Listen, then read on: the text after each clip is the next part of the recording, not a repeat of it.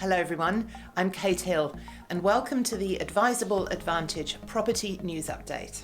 Before we get started, please subscribe to our YouTube channel and hit that notification bell so that you don't miss out on all our fabulous content, our news updates, our suburb analysis reports, our free webinars. And if you're enjoying this free content, then please do click on that like button too. So this week I will cover off on housing markets remaining resilient, regional areas in Australia's eastern states booming, a housing affordability report, and cautious yet prospective home buyers are out there in force. You can then jump to each particular segment that you're interested in if you don't want to watch the whole program.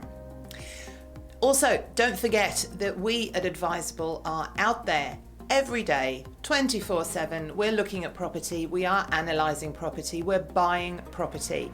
We are at the coalface of what is going on out there and we're happy to help. We are here to help. If you have any questions at all or if you need help buying property. You can watch our video here and I've also listed it in the description below to get a full national house price update. New research from CoreLogic shows that our housing markets are continuing to remain resilient throughout the coronavirus period. In July, dwelling values across the combined capital cities only fell 0.8%, while values in regional markets stayed fairly stable at 0%. If you consider this from a quarterly perspective, property prices rose in Canberra, where they were up 1.3%, Hobart up 0.9%, and Adelaide up 0.3%. Prices were up in regional New South Wales by 0.7%, in regional South Australia by 1.6%, and regional Tasmania 1.4%. CoreLogic's Tim Lawless says that the impact from COVID-19 on housing values has been orderly to date, with CoreLogic's national index falling only 1.6% since the recent high in April, and housing turnover has recovered quickly after its sharp fall in late March and April, as we've already reported. We've also discussed before that listing numbers are on the up, and in these 3 months following the rapid fall of home sales in April, sales have actually been tracking 2.9% higher than the same period in 2019. Overall, dwelling prices nationally remain 7.1% higher than at the same time in 2019, which is remarkable when you think about it.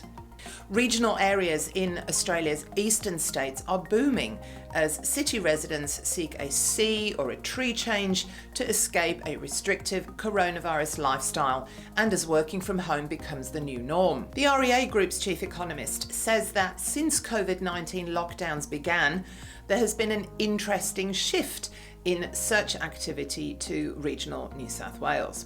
Also since June, the Master Builders Association of Victoria has noticed similar trends, with spikes in demand in 3 regional cities closest to Melbourne, as well as also in Shepparton and Wodonga. The association's chief executive says that the new normal of working from home has combined with the $25,000 home builder grant and the $20,000 in bonus grants for first home buyers who build a home outside of the city to rejuvenate the regions.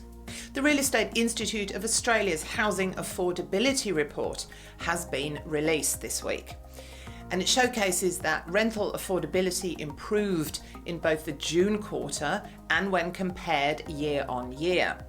The proportion of income required to meet rent payments decreased to 23.3% in the quarter, a decrease of 0.4 percentage points over the quarter and down 0.5 percentage points compared to the same time last year, the REIA president said.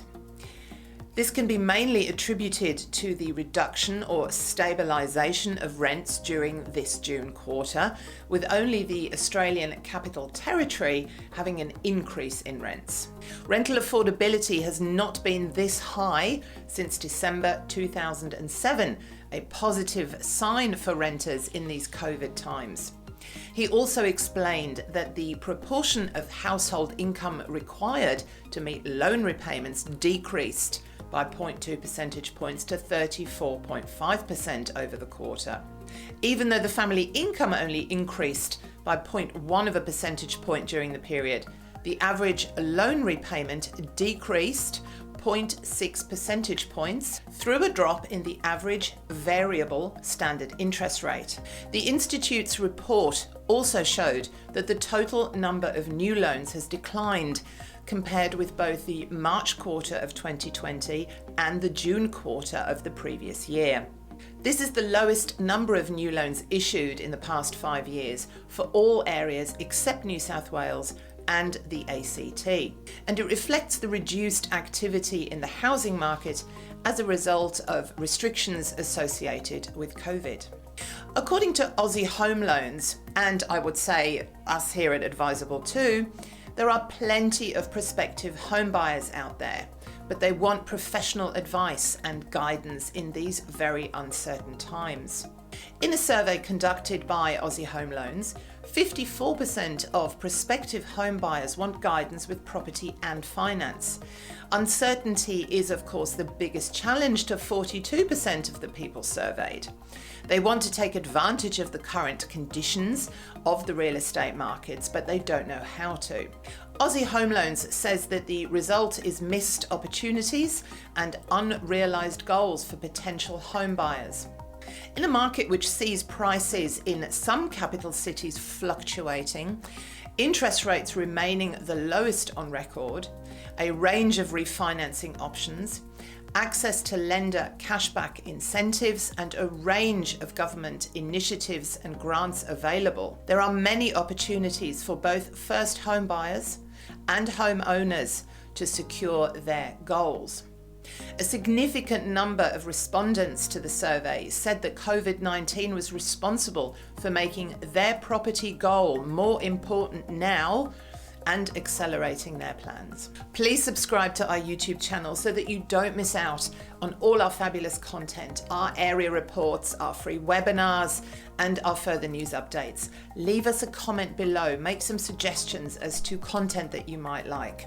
Please check out our website for more details on our services and how our advisors and expert buyers agents can help you. And I will see you soon. Bye.